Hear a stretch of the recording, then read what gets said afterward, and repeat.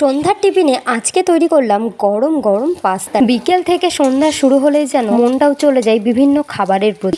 কি খাবো সারাক্ষণই মনে। আজকে ঠিক করেছিলাম ঘরে যেটুকু পাস্তা আছে পাস্তাটাই বানিয়ে খাবো। তো প্রথমেই আমি ছোট হাঁড়িতে গরম জল করে পাস্তাটাকে ভালো মতো সিদ্ধ করে নিয়েছি। আর একদিকে দেখো কড়াইয়ে ডিমের ভুজিয়া করে নিলাম। বাড়িতে কিছু কাঁচা বাদাম ছিল, ভাবলাম চলো দেওয়াই যাক পাস্তাতে, তাই সেগুলো ভেজে নিয়ে একটু খোসা ছাড়িয়ে নিলাম। আর দেখলাম ভাজতে গিয়ে অনেকটাই কালো করে ফেলেছি আমি। কড়াইয়ে তেল দিয়ে শুকনো লঙ্কা ভেজে নিয়ে এরপরে দিলাম কাঁচা পেঁয়াজ কুচি আর আদা রসুন কুচি। এরপরে দিয়ে দিলাম বাড়িতে বানানো একটা স্পেশাল মশলা আর সামান্য হলুদ গুঁড়ো। মশলা ভালো মতো ভেজে নিয়েই দিলাম আগে থেকে সিদ্ধ করে রাখা পাস্তা। এবার আর কি নাড়াচাড়া করে মিনিট 10 একটু ভেজে নিলেই পাস্তা সম্পূর্ণ রেডি। আমি তো বাদামটা দিতে একদমই ভুলে গিয়েছি। তা হয়ে যাওয়ার পর উপর ছড়িয়ে দিলাম। ঘরে আজকে টমেটো সস ছিল না, শেষ হয়ে গিয়েছিল, তাই এটাকে এইভাবেই পরিবেশন করব। রাতের খাবারের মধ্যে এটা হচ্ছে খুবই একটা সুন্দর এবং লোভনীয় খাবার। মুড়ি দিয়ে খেলেও কিন্তু ব্যাপক লাগে আমার। ফারসিনাকে এই স্বাদ গ্রহণ করার জন্য কখন থেকে ডাকলাম, কিন্তু ও ততক্ষণে